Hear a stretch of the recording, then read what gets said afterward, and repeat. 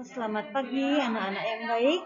Kembali kita berjumpa dalam video pembelajaran pada hari ini dengan materi yaitu menerapkan ragam hias pada bahan kayu.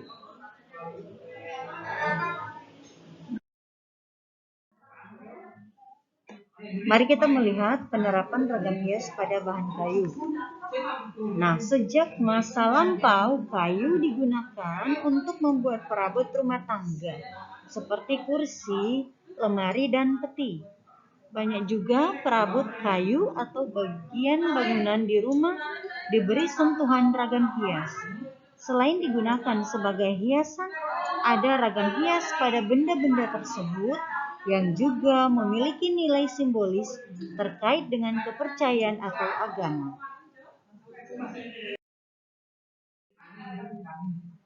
Kita lihat contoh penerapan ragam hias seperti pada gambar di sini. Contoh penerapan ragam hias dalam bentuk flora yang diterapkan pada talenan. Ragam hias diterapkan pada permukaan bahan kayu yang berbentuk bidang 2 dan 3 dimensi. Penerapan ragam hias pada bahan kayu ini dilakukan dengan cara menggambar atau mengukir, menggambar atau melukis, dan yang satu lagi adalah mengukir ya. Nah, penerapan ragam hias pada bahan kayu dapat dikembangkan pada benda atau barang-barang kerajinan daerah ya, barang-barang kerajinan daerah seperti tameng dan topeng.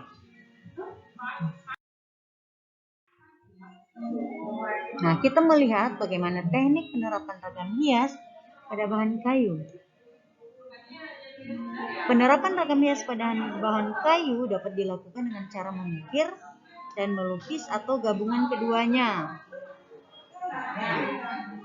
Yang pertama, alat untuk mengukir ragam hias di atas bahan kayu. Menggunakan pahat, di mana ada dua jenis pahat, yaitu pahat mendatar dan mata pahat melengkung. Penggunaannya harus disesuaikan dengan bentuk yang akan diukir.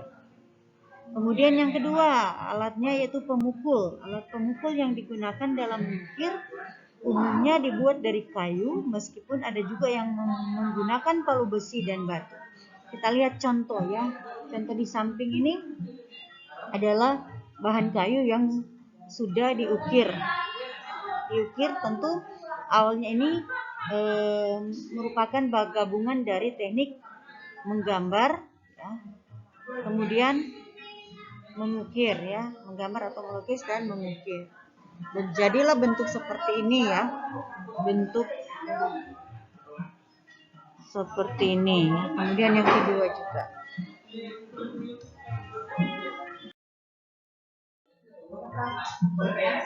Kemudian menggambar ragam hias ukiran. Bentuk kayu ada yang berupa batang dan ada juga yang berbentuk papan. Kayu banyak jenisnya. Ada kayu yang memiliki serat halus dan ada juga yang serat kasar. Mengukir kayu harus memperlihatkan alur seratnya. Kegiatan mengukir pada bahan kayu memiliki prosedur sebagai berikut. Yang pertama, menyiapkan alat dan bahan menggambar ragam hias ukiran. Yang kedua, memilih bentuk ragam hias sebagai objek berkarya. Yang ketiga, membuat sketsa ragam hias pada kayu. Yang keempat, memberikan warna pada hasil gambar atau ukiran. Kita lihat contoh yang ada di sini ya. Tameng atau topeng. Ini adalah topeng. Kemudian yang ketiga, melukis seragam hias di atas bahan kayu. Ya, kayu pada dasarnya diberi warna dengan berbagai macam cat. Misalnya cat minyak atau cat akrilik. Nah, berikut adalah contoh melukis seragam hias pada bahan kayu. Yang pertama, menyiapkan bahan dan alat melukis. Kemudian menyiapkan bahan kayu atau papan kayu ataupun talenan. 3. Membuat rancangan gambar hias pada kertas. Ya, kita buat sketsa dulu pada kertas, contoh dulu, rancangan dulu pada kertas. kemudian memindahkan gambar rancangan pada kayu. Jadi kalau kita sudah ada gambar rancangan pada kertas, kita bisa langsung menggambarnya pada bahan kayu. Jadi supaya ada pedoman, ada acuan bahwa kita akan menggambar seperti itu. Kemudian baru kita menerapkan cat untuk menyelesaikan gambar ragam hias tersebut. Contohnya ya seperti ini. Dan yang terakhir, memberikan lapisan vernis atau cat transparan pada permukaan kayu. Fungsinya supaya semakin bagus ya.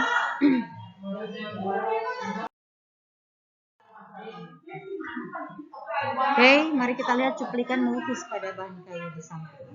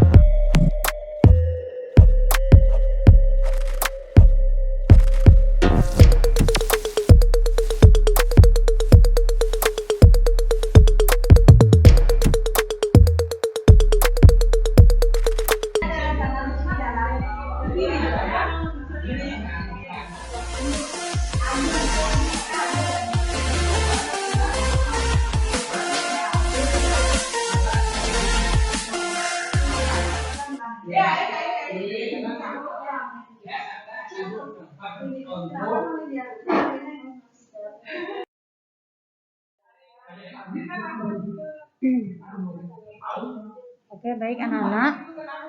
Jangan lupa untuk minggu depan kita akan ulangan bab 9 dan bab 10. Jadi materi yang 2 minggu lalu ya, tentang penerapan ragam hias pada bahan tekstil atau kain atau kaos ya, dan penerapan ragam hias pada kayu. Jangan lupa materinya dipelajari dengan baik ya. Dan bagi yang belum mengumpul tugas, tolong segera dikumpul.